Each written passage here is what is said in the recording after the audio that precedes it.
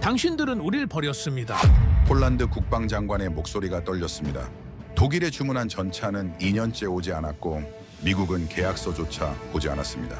유럽이 생존을 걸고 외치는데 서방은 침묵했죠. 환경 규제, 인력 부족, 부품 지연, 핑계만 늘어놓았습니다. 장관이 주먹으로 테이블을 쳤습니다.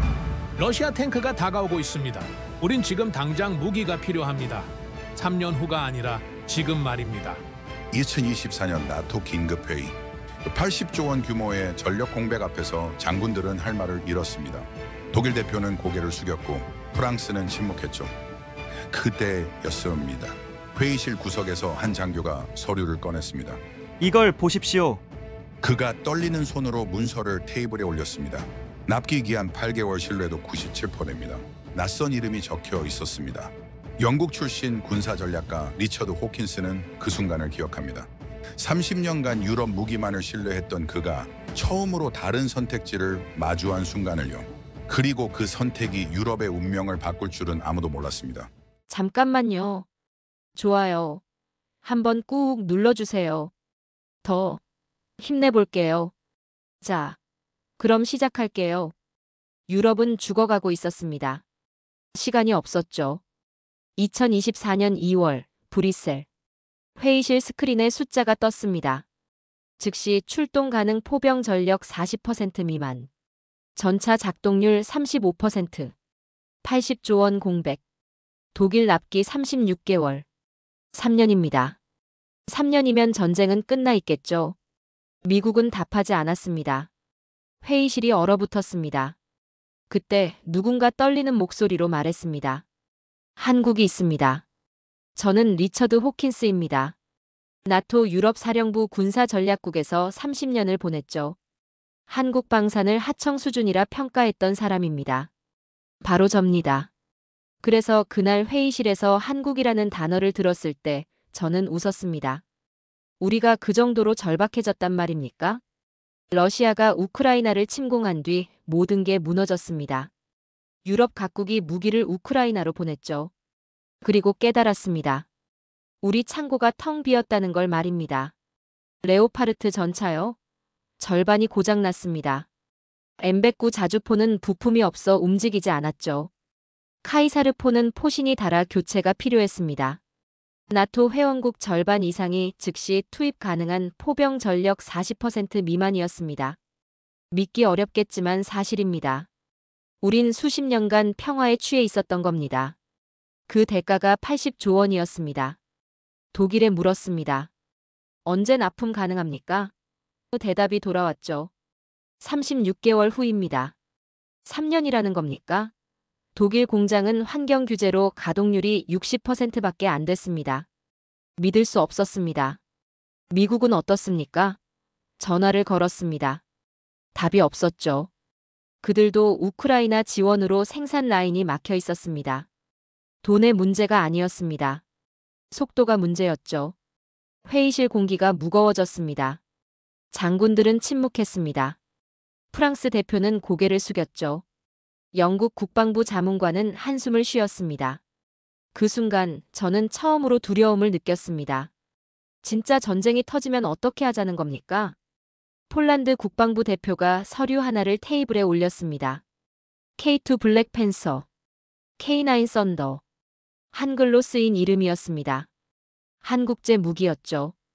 회의실이 조용해졌습니다. 누군가 중얼거렸습니다. 한국? 그들은 우리에게 부품을 납품하던 나라였잖습니까? 맞는 말이었습니다. 저도 같은 생각이었죠. 그런데 폴란드 대표가 말했습니다. 납기 신뢰도 97%입니다. 순간 공기가 바뀌었습니다. 97%라니요? 독일도 프랑스도 미국도 그런 수치는 보장 못합니다. 저는 코웃음을 쳤습니다. 검증된 겁니까? 폴란드 대표가 고개를 끄덕였습니다. 폴란드는 이미 계약했습니다. K9 자주포 672문입니다. 672문이라는 겁니까? 그게 얼마나 큰 숫자인지 아십니까? 독일 전체 보유량보다 많은 겁니다. 그걸 한국이 납품한다고요? 언제 도착합니까? 제가 물었습니다. 8개월 후 첫 인도입니다. 8개월? 독일은 3년을 요구했습니다. 한국은 8개월이라고 말하는 겁니까? 회의실 분위기가 흔들렸습니다. 미국 대표가 말했습니다. 그들의 기술력은 검증되지 않았습니다. 그 말에 몇몇이 고개를 끄덕였죠. 하지만 숫자는 거짓말을 하지 않습니다. 납기 신뢰도 97%. 저는 30년간 무기 체계를 분석했습니다. 그런 수치는 본 적이 없었죠. 회의가 끝났습니다. 저는 호텔로 돌아왔습니다. 침대에 앉아 노트북을 열었죠. 검색창에 쳤습니다. K9 썬더. 화면에 사진이 떴습니다. 자주포였습니다. 깔끔했죠. 그리고 스펙이 나왔습니다. 사거리 40km. 분당 발사 속도 6발. 완전 자동화 시스템. 저는 독일 피제아 하우비처와 비교했습니다. 사거리는 비슷했습니다. 하지만 발사 속도는 한국이 2배 빨랐죠. 자동화 수준도 달랐습니다. 이게 가능한 겁니까? 저는 중얼거렸습니다. 그리고 더 검색했습니다. K2 전차. 장보고 잠수함. 천무 로켓. 한국은 조용히 무장하고 있었습니다. 그걸 우린 몰랐던 겁니다. 부품 납품국? 그건 10년 전 이야기였습니다. 그날 밤 저는 잠들지 못했습니다. 한 가지 생각이 머릿속을 떠나지 않았죠. 유럽의 미래가 한국에 달려있다면 어떻게 하자는 겁니까? 다음 날 아침 저는 결정했습니다. 직접 확인하겠다고 말입니다. 폴란드로 가야 했습니다. 그들이 계약한 K9이 정말 도착하는지 봐야 했죠. 저는 나토 본부에 보고서 작성 명목으로 출장 신청을 냈습니다. 승인됐습니다. 2주 후 저는 바르샤바행 비행기에 올랐습니다. 창밖을 보며 생각했습니다. 만약 그들이 약속을 지킨다면 어떻게 되는 겁니까?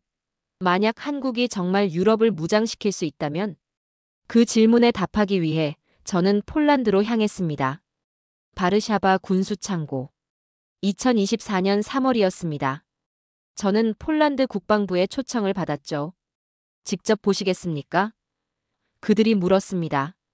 저는 고개를 끄덕였습니다. 창고 문이 열렸습니다. 첫 번째로 본 건 독일제 부품 박스들이었죠. 쌓여 있었습니다. 납기 6개월 지연이라는 스티커가 붙어 있었습니다. 폴란드 장교가 한숨을 쉬었습니다.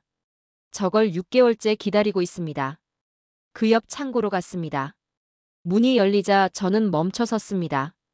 포신 박스들이 정렬돼 있었죠. 메이드 인 코리아. 선명했습니다. 언제 도착했습니까? 제가 물었습니다. 장교가 답했습니다. 약속한 날입니다. 정확히 그날 도착했죠. 믿기 어려웠습니다. 약속한 날에 도착했다고요? 저는 30년간 군수업계를 봤습니다. 납기를 지키는 나라는 없었죠. 날씨, 부품, 규제, 핑계는 많았습니다. 테스트해봤습니까? 제가 물었습니다. 장교가 웃었습니다. 오늘 보여드리겠습니다. 우린 훈련장으로 이동했습니다. K9 자주포가 대기하고 있었죠. 옆엔 독일제 피제아가 서 있었습니다. 비교 테스트였습니다. 폴란드 포병들이 탑승했습니다. 발사 준비. 명령이 떨어졌죠. 제 손목 시계를 봤습니다. K9이 움직였습니다. 포신이 회전했죠. 조준. 발사. 쾅. 두 번째. 쾅. 세 번째. 연속이었습니다. 2분 30초. 10발이 나갔습니다. 저는 숨을 멈췄습니다. 이게 가능한 겁니까? 독일제 차례였습니다. 같은 명령이 떨어졌죠. 발사. 쾅. 장전. 시간이 걸렸습니다. 다시 발사. 쾅. 6분이 걸렸습니다. 10발을 쏘는데 6분이요. K9은 2분 30초였습니다. 2배 이상 차이가 났죠. 어떻게 이런 속도가 나옵니까? 제가 물었습니다. 폴란드 장교가 설명했습니다. 완전 자동화 시스템입니다. 장전부터 조준까지 자동이죠. 저는 K9에 다가갔습니다. 포신을 만졌습니다. 차갑고 단단했죠. 그리고 깨달았습니다. 이건 단순한 속도가 아니었습니다. 신뢰였습니다. 만족하십니까? 제가 물었습니다. 장교가 고개를 끄덕였습니다. 그들은 종이 위에 약속을 현실로 만든 유일한 나라입니다. 그 말이 제 가슴을 찔렀습니다. 우리가 서류만 믿을 때 한국은 납기를 믿었던 겁니다. 국방부 회의실로 돌아왔습니다. 폴란드는 한국과 더 큰 계획을 세우고 있었죠. K2 전차 공동 생산이었습니다. 현지 생산입니까? 제가 물었습니다. 그렇습니다. 기술 이전 100%입니다. 인력 양성까지 포함되죠. 저는 서류를 넘겼습니다. 계약서가 상세했습니다. 부품 현지화율 70%. 폴란드 엔지니어 교육 프로그램. 합동 연구개발. 이건 무기 판매가 아니었습니다. 시스템 수출이었죠. 한국은 물고기를 주는 게 아니라 물고기 잡는 법을 가르치고 있었습니다. 왜 한국을 선택했습니까? 제가 물었습니다. 폴란드 국방장관이 답했습니다. 독일은 기술을 팔았습니다. 미국은 완제품을 팔았죠. 하지만 한국은 파트너십을 팔았습니다. 그 단어가 제 머릿속에 박혔습니다. 파트너십. 우린 고객을 원했지만 폴란드는 동맹을 원했던 겁니다. 밤이 됐습니다. 저는 호텔 창가에 섰습니다. 바르샤바 시내가 보였죠. 폴란드 국기가 바람에 흔들렸습니다. 한국이 유럽을 무장시키고 있습니다. 저는 중얼거렸습니다. 그 문장은 아직 보고서로 쓰지 못했죠. 너무 충격적이었으니까요. 하지만 사실이었습니다. 제가 본 건 단순한 무기 거래가 아니었습니다. 산업혁명이었죠. 한국은 조용히 그러나 확실하게 유럽의 방산 지도를 바꾸고 있었습니다. 다음 날 아침 저는 브뤼셀로 돌아왔습니다. 보고서를 써야 했죠. 하지만 뭐라고 쓸까요? 한국이 우리를 앞질렀습니다 라고 쓸 수는 없었습니다. 결국 저는 한 줄만 썼습니다.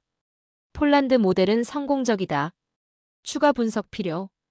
그게 제가 쓸 수 있는 전부였습니다. 나머지는 시간이 증명할 겁니다. 브뤼셀로 돌아온 지 일주일 뒤였습니다. 루마니아 국방부에서 연락이 왔죠. 회의에 참석해 주십시오. 긴급했습니다. 부쿠레슈티 국방부 회의실. 2024년 4월이었습니다. 저는 자리에 앉았죠. 루마니아 국방장관이 입장했습니다. 표정이 단단했습니다. K9 자주포 도입을 확정했습니다. 그가 선언했습니다.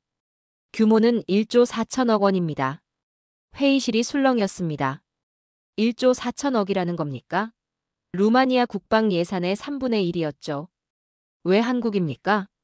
누군가 물었습니다. 장관이 답했습니다. 우리는 한국을 선택한 게 아닙니다.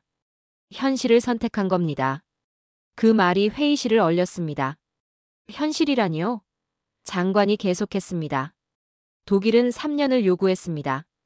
프랑스는 가격을 올렸죠. 미국은 답하지 않았습니다. 그런데 한국은 8개월에 납품 가능하다고 했습니다. 저는 메모했습니다. 폴란드에 이어 루마니아까지. 동유럽이 움직이고 있었던 겁니다. 일주일 후 마드리드에서 소식이 왔습니다. 스페인이었죠. 충격적이었습니다.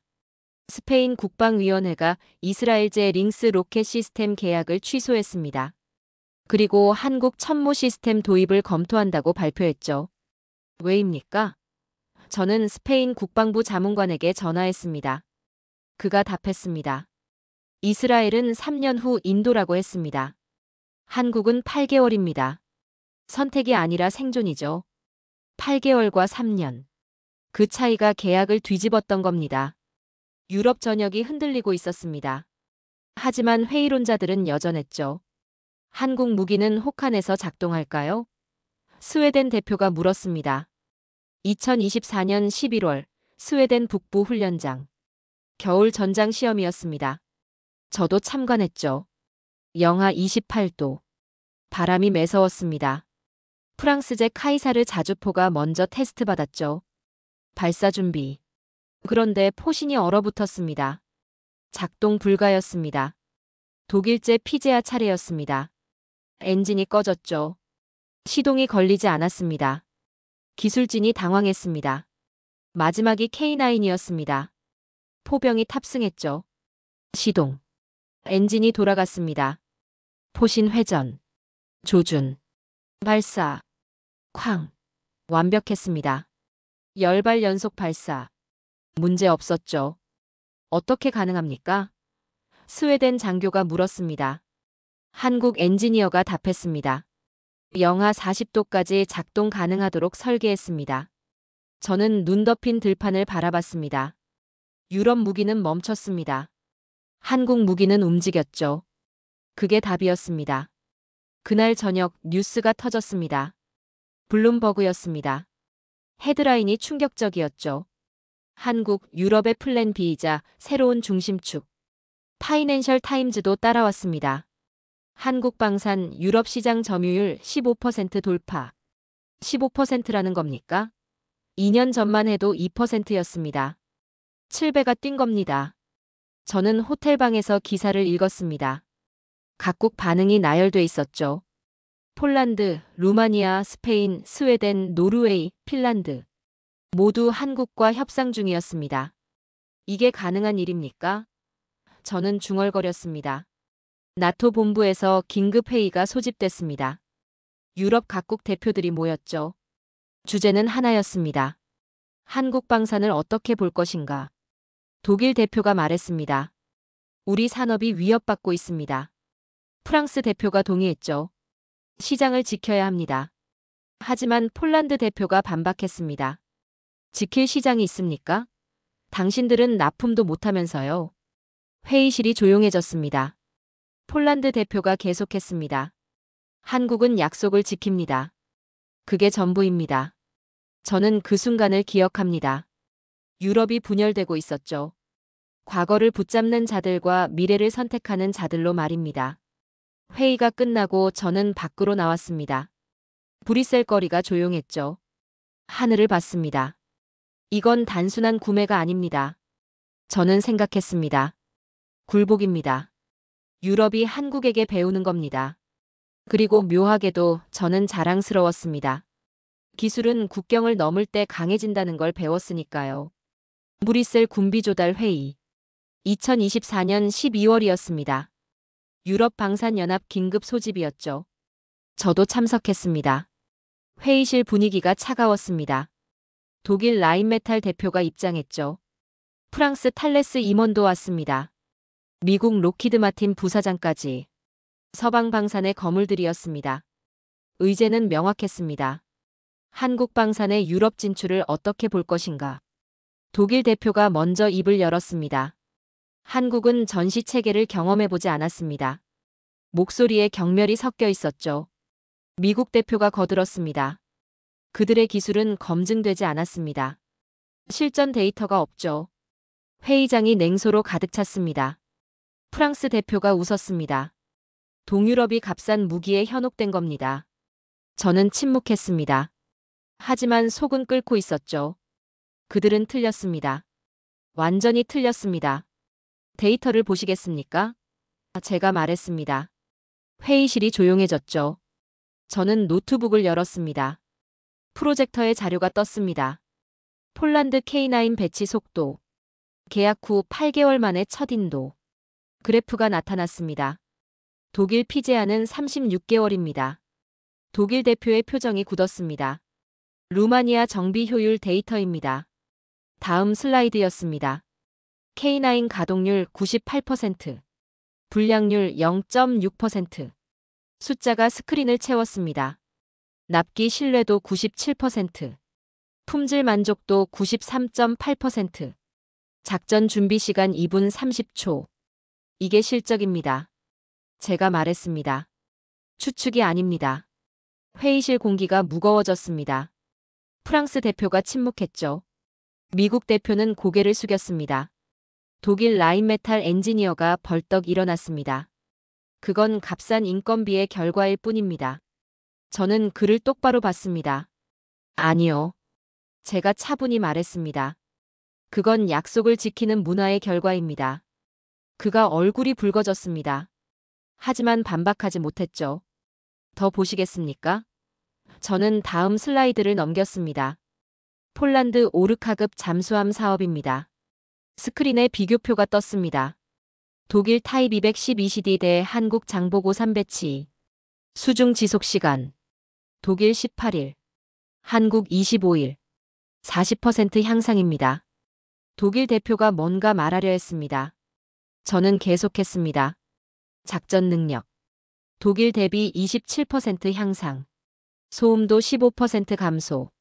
숫자가 명확했습니다. 한국이 이겼습니다. 기술적으로 이긴 겁니다. 가격은 어떻습니까? 누군가 물었습니다. 독일보다 30% 저렴합니다. 제가 답했습니다. 그리고 납기는 절반입니다. 회의실이 얼어붙었습니다. 이건 경쟁이 아니었습니다. 압도였죠. 폴란드 대표가 발표했습니다. 우리는 한국 장보고를 선택했습니다. 공식 선언이었습니다. 독일 대표가 항의했습니다. 기다려 주십시오. 우리가 조건을 재검토하겠습니다. 하지만 늦었습니다. 폴란드는 이미 계약서에 서명했죠. 저는 그 순간을 기억합니다. 서구의 자존심이 조용히 무너지는 순간을 말입니다. 회의가 끝났습니다. 복도에서 미국 대표가 제게 다가왔습니다. 리처드, 당신은 너무 한국 편입니다. 저는 고개를 저었습니다. 저는 사실 편입니다. 그가 한숨을 쉬었습니다. 문제는 그 사실이 우릴 불편하게 만든다는 겁니다. 맞는 말이었습니다. 진실은 때로 불편하죠. 저는 밖으로 나왔습니다. 브뤼셀 거리가 어두웠습니다. 눈이 내리고 있었죠. 그날 서구의 자존심이 무너졌습니다. 저는 중얼거렸습니다. 우리는 기술을 가졌습니다. 하지만 신뢰를 잃었죠. 호텔로 돌아왔습니다. 방에 앉아 창밖을 봤습니다. 유럽 연합 깃발이 바람에 흔들렸습니다. 30년간 저는 유럽 무기를 믿었습니다. 독일의 정밀함, 프랑스의 우아함, 영국의 전통. 하지만 지금 유럽은 납기도 못 지키고 있었습니다. 한국은 달랐습니다. 그들은 조용했습니다. 자랑하지 않았죠. 대신 납품했습니다. 약속한 날에 정확히 도착시켰습니다. 이제 메이드 인 코리아는 선택이 아닙니다. 저는 노트에 썼습니다. 기준입니다. 다음 날 아침 뉴스가 터졌습니다. 폴란드의 장보고 선택이 헤드라인을 장식했죠. 독일 패배, 한국 승리. 독일 언론은 분노했습니다. 기술력 무시, 정치적 결정 비난이 쏟아졌습니다. 하지만 숫자는 거짓말하지 않습니다. 한국이 더 나았습니다. 기술적으로, 경제적으로, 시간적으로. 저는 커피를 마시며 생각했습니다. 전장은 총으로 싸웁니다. 하지만 시장은 신뢰로 승부하죠. 한국이 증명한 건 바로 그것이었습니다. 2025년 1월. 유럽 전역에 비상이 걸렸습니다. 러시아가 새로운 군사훈련을 발표했죠. 규모가 엄청났습니다. 나토 긴급회의가 소집됐습니다. 각국 국방장관들이 모였죠. 결론은 하나였습니다. 즉시 전력화 가능한 무기 확보. 이제 무기를 기다리는 건 목숨을 기다리는 일과 같았습니다. 각국이 발주를 쏟아냈습니다. 독일에, 프랑스에, 미국에. 하지만 답은 똑같았죠. 36개월 후 납품 가능합니다. 3년이라는 겁니까? 그 시간이면 전쟁은 끝나 있습니다. 그때 한국이 답했습니다. 8개월입니다. 언론이 들끓었습니다. 독일 슈피겔지가 비교 기사를 냈죠. 독일 피제아 하우비처 2000, 납기 36개월. 한국 K9, 납기 8개월. 헤드라인이 충격적이었습니다. 스피드 K, 한국이 유럽을 구하다. 저는 그 기사를 읽으며 생각했습니다. 속도가 무기가 된 겁니다. 나토 본부에서 제안이 왔습니다. 한국 생산 라인을 직접 시찰하시겠습니까? 저는 즉시 수락했죠. 2025년 2월. 창원 한화 에어로스페이스 공장이었습니다. 저는 안전모를 쓰고 들어갔습니다. 공장 규모에 놀랐습니다. 거대했죠. 하지만 더 놀라운 건 시스템이었습니다. 자동화 라인이 움직이고 있었습니다. 로봇팔들이 정밀하게 부품을 조립했죠. 용접 불꽃이 튀었습니다. 포신이 완성돼 갔습니다. 하루 생산량이 얼마입니까? 제가 물었습니다. 한국 엔지니어가 답했습니다. K9 포신 기준 하루 4대입니다. 하루 4대라고요? 독일은 한 달에 3대였습니다. 어떻게 가능합니까? 제가 물었습니다. 엔지니어가 설명했습니다. 3교대 시스템입니다. 공장은 멈추지 않습니다. 저는 라인을 따라 걸었습니다. 작업자들이 집중하고 있었죠. 군기가 느껴졌습니다. 8개월 만에 포신을 뽑아낸다고요? 저는 중얼거렸습니다. 미쳤군. 하지만 그게 현실이었습니다. 제가 본 건 기계가 아니었습니다. 의지였죠. 품질 관리실로 갔습니다. 모든 포신이 검사를 받고 있었습니다. 레이저 측정, 초음파 탐상, 사격 시험. 불량률이 얼마입니까? 제가 물었습니다. 0.6%입니다. 엔지니어가 답했습니다. 0.6%. 유럽 평균은 3%였습니다. 5배 차이였죠. 비결이 뭡니까? 제가 물었습니다. 엔지니어가 웃었습니다. 약속입니다. 우린 고객과 약속했습니다. 그 말이 제 가슴을 쳤습니다. 약속. 그들에게 그건 계약서가 아니었습니다. 명예였죠. 폴란드로 돌아왔습니다. 한국과 폴란드 합동 훈련이 예정돼 있었죠. 저도 참관했습니다. 훈련장에 K9과 K2가 도열했습니다. 폴란드 포병들이 탑승했죠. 한국 교관들이 옆에 섰습니다. 작전 개시. 명령이 떨어졌습니다. K9이 움직였습니다. 포신 회전. 조준. 발사. K2 전차가 전진했습니다. 기동. 사격. 완벽한 합동 작전이었죠. 유럽 각국 장교들이 지켜보고 있었습니다. 독일, 프랑스, 영국. 모두 침묵했습니다. 훈련이 끝났습니다. 박수가 터졌습니다. 폴란드 장군이 악수를 청했죠. 완벽합니다. 저는 그 장면을 봤습니다. 한국 무기가 유럽 훈련장에서 박수를 받는 순간을 말입니다. 전쟁보다 빠른 평화가 가능합니다. 저는 생각했습니다. 처음 보는 광경이죠. 저녁에 폴란드 장교들과 식사했습니다. 한 장교가 말했습니다. 그들의 무기는 철이 아닙니다. 약속입니다. 맞는 말이었습니다. 한국은 속도를 무기로 삼았습니다. 그 무기가 유럽을 살리고 있었죠. 호텔로 돌아왔습니다. 뉴스를 켰습니다. BBC였습니다. 한국 방산 유럽 시장 점유율 23% 돌파. 23%라고요? 1년 전 15%였습니다. 8% 상승입니다. 저는 창밖을 봤습니다. 바르샤바 야경이 아름다웠죠. 그들은 속도를 무기로 삼았습니다. 저는 중얼거렸습니다. 그리고 그 무기가 유럽을 살렸습니다. 다음 날 저는 보고서를 썼습니다. 제목은 간단했습니다. 속도와의 전쟁, 한국의 승리. 워싱턴에서 전화가 왔습니다. 2025년 3월이었죠. 미국 국방부 고위 관계자였습니다. 리처드, 당신 보고서를 봤습니다. 목소리가 차갑더군요. 너무 한국 편에 서는 건 위험합니다. 저는 침묵했습니다. 그가 계속했죠. 나토 자문위원직을 생각하십시오. 균형이 필요합니다. 균형이라고요? 저는 사실을 썼을 뿐입니다. 제가 답했습니다. 사실에도 각도가 있습니다. 그가 말했습니다. 당신은 너무 직선적입니다. 전화가 끊겼습니다. 저는 수화기를 내려놨죠. 압박이 시작된 겁니다. 일주일 후였습니다. 독일 로비단체가 보고서를 발표했습니다. 제목이 자극적이었죠. 한국 무기 신뢰성 의문. 내용을 읽었습니다. 거짓이 가득했습니다. 기술 미비 내구성 부족 실전 검증 미흡. 근거 없는 주장들이었죠. 언론이 받아썼습니다. 프랑스 르몽드가 인용했습니다. 독일 프랑크푸르터 알게마인에도 따라갔죠. 여론이 동요했습니다. 한국 무기가 정말 안전한가? 의심이 퍼졌습니다. 저는 분노했습니다. 하지만 어떻게 하자는 겁니까? 저는 나토 소속이었습니다. 공개 반박은 불가능했죠. 브뤼셀 본부에서 호출이 왔습니다. 상관이 말했습니다. 리처드, 한국 관련 보고서 작성을 중단하십시오. 왜입니까?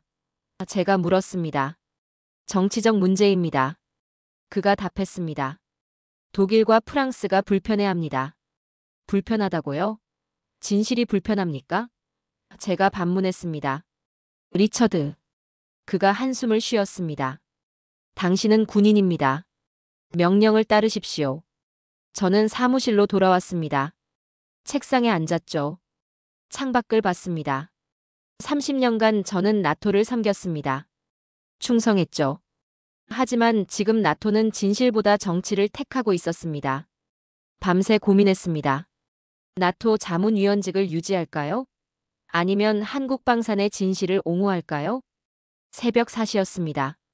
결정을 내렸죠. 아침에 사임서를 썼습니다. 짧았습니다. 개인적 사유로 사임합니다. 리처드 호킨스. 상관에게 제출했습니다. 그가 놀랐죠. 무슨 짓입니까? 제 양심을 지키는 겁니다. 제가 답했습니다. 후회할 겁니다. 그가 경고했습니다. 이미 후회하고 있습니다. 저는 말했습니다. 침묵했던 것을요. 나토를 떠났습니다. 30년 경력이 끝났죠. 하지만 가벼웠습니다. 집으로 돌아왔습니다. 서재에 앉았습니다. 노트북을 열었죠. 독립보고서를 쓰기 시작했습니다. 제목을 정했습니다. 새로운 무기고 유럽에서의 한국의 부상. 데이터를 정리했습니다. 폴란드 K9 실적, 루마니아 만족도, 스웨덴 혹한 테스트. 모두 넣었습니다. 일주일을 밤새웠습니다. 60페이지 보고서가 완성됐죠. 그 사이 한국이 움직였습니다. 폴란드, 루마니아, 노르웨이 3국이 합동 성명을 발표했습니다. 우리는 한국의 약속을 믿습니다. 허위 정보에 흔들리지 않겠습니다. 3국 국방장관이 공동 기자회견을 열었죠. 폴란드 장관이 말했습니다. 한국은 약속을 지켰습니다. 그게 전부입니다. 언론이 뒤집혔습니다. 독일 로비 보고서가 거짓으로 드러났죠. 여론이 급반전했습니다. 저는 그 뉴스를 봤습니다. 한국은 제게 의지하지 않았습니다. 스스로 증명했죠. 그들은 저를 지켜주지 않아도 약속을 지켰습니다. 저는 중얼거렸습니다. 그게 한국입니다. 보고서를 마무리했습니다. 출판사에 연락했죠. 군사 전문 포럼에도 발표 신청을 했습니다. 승인이 왔습니다. 다음 달 런던 국제군사 포럼에서 발표 기회를 얻었죠. 저는 거울을 봤습니다. 30년 군복을 입었습니다. 이제 민간인이었죠. 나는 오늘 군복을 벗었습니다. 저는 생각했습니다. 하지만 이 전투는 기술의 명예를 위한 전쟁입니다. 아내가 물었습니다. 후회하지 않아요? 저는 고개를 저었습니다. 나토의 명찰보다 신뢰의 이름을 택했습니다. 후회 없습니다. 발표 날이 다가왔습니다. 저는 원고를 다듬었습니다. 진실을 쓸 준비가 됐죠. 런던 국제군사 포럼. 2025년 4월이었습니다. 회의장이 가득 찼죠. 각국 국방 전문가들이 모였습니다. 저는 연단에 섰습니다. 손이 떨렸죠. 30년 군복을 벗고 처음 서는 자리였습니다. 저는 리처드 호킨스입니다. 제가 말했습니다. 30년간 나토에서 무기 체계를 분석했죠. 오늘 진실을 말하겠습니다. 회의장이 조용해졌습니다. CNN과 BBC 카메라가 저를 향했죠. 유럽은 과거의 기술에 매달려 있습니다. 제가 선언했습니다. 하지만 미래는 이미 한국에서 시작됐습니다. 정적이 흘렀습니다. 독일 대표단이 인상을 찌푸렸죠. 첫 슬라이드를 띄웠습니다. 납기 신뢰도 97%. 숫자가 거대하게 나타났습니다. 독일 라인메탈은 얼마입니까? 제가 물었습니다. 73%입니다. 프랑스 탈레스는 68%죠. 회의장이 술렁이었습니다. 다음 슬라이드였습니다. 불량률 0.6%. 또다시 큰 숫자가 떴습니다. 유럽 평균은 얼마입니까? 제가 반문했습니다. 3%입니다. 5배 차이죠. 독일 대표가 팔짱을 꼈습니다. 하지만 반박하지 못했습니다. 작동률 98%. 세 번째 슬라이드였습니다. 이건 통계가 아닙니다. 신뢰의 역사입니다. 방청석에서 고개가 끄덕여졌습니다. 스웨덴 혹한 테스트를 아십니까? 제가 물었습니다. 영상을 틀었죠. 영하 28도 설원이 나타났습니다. 프랑스제 포가 얼어붙었습니다. 독일제 엔진이 꺼졌죠. 그리고 한국 K9이 완벽하게 작동했습니다. 영상이 끝났습니다. 침묵이었습니다. 이게 현실입니다. 제가 말했습니다. 부정할 수 없는 사실이죠. 프랑스 대표가 손을 들었습니다. 가격 때문 아닙니까? 저는 고개를 저었습니다. 가격이 문제였다면 중국을 샀겠죠. 하지만 유럽은 한국을 택했습니다. 왜일까요? 그가 대답하지 못했습니다. 신뢰입니다. 제가 답했습니다. 한국은 약속을 지킵니다. 그게 전부죠. 마지막 슬라이드였습니다. 서방은 기술을 독점했습니다. 한국은 신뢰를 증명했죠. 회의장 공기가 무거워졌습니다. 한국은 우리를 흉내낸 게 아닙니다. 제 목소리가 커졌습니다. 우리를 넘어섰습니다. 그 순간이었습니다. 한 사람이 일어났습니다. 박수를 쳤죠. 폴란드 장교였습니다. 두 번째가 일어났습니다. 루마니아 대표였습니다. 세 번째, 네 번째. 방청석이 기립했습니다. 박수가 터졌죠. 독일 대표단만 앉아 있었습니다. 저는 그 박수를 받으며 떨렸습니다. 30년 군인 생활에서 느껴보지 못한 감정이었죠. 발표가 끝났습니다. 기자들이 몰려들었습니다. 질문이 쏟아졌죠. 한국과 관계가 있습니까? 누군가 물었습니다. 없습니다. 제가 답했습니다. 저는 그저 목격자일 뿐입니다. 나토를 사임한 이유가 한국 때문입니까? 진실 때문입니다. 제가 말했습니다. 진실이 한국에 있었을 뿐이죠. 저녁 뉴스가 터졌습니다. BBC 헤드라인이었습니다. 영국 전략가 한국의 시대를 선언하다. CNN도 따라왔습니다. 전 나토 부국장 한국 방산 옹호 발언. 다음 날 미국 국방부가 공식 논평을 냈습니다. 한국은 나토의 핵심 파트너입니다. 20년간 닫혀있던 문이 열린 겁니다. 미국이 인정한 겁니다. 유럽 각국도 반응했습니다. 스페인이 천무 계약을 확정했죠. 노르웨이가 K9 추가 주문을 발표했습니다. 저는 호텔방에서 뉴스를 봤습니다. 세계가 움직이고 있었습니다. 나는 오늘 한 세대가 만든 기적의 증인이 됐습니다. 저는 일기에 썼습니다. 그들의 전차보다 강한 건 그들의 신념이었습니다. 전화가 울렸습니다. 폴란드 국방장관이었죠. 감사합니다, 리처드. 당신은 진실을 말했습니다. 제가 한 건 없습니다. 제가 답했습니다. 한국이 증명했을 뿐이죠. 창밖을 봤습니다. 런던 야경이 아름다웠습니다. 템즈강이 반짝였죠. 30년간 저는 유럽을 믿었습니다. 하지만 지금 유럽은 한국을 배우고 있었습니다. 이건 패배가 아닙니다. 저는 생각했습니다. 진보입니다. 기술은 국경을 넘을 때 강해지니까요. 다음 날 출판사에서 연락이 왔습니다. 보고서 출판 제안이었죠. 저는 수락했습니다. 책 제목을 정했습니다. 새로운 무기고 한국의 부상. 6개월 후 출간 예정이었습니다. 저는 원고를 다듬기 시작했습니다. 진실을 기록하는 작업이었죠. 2025년 6월.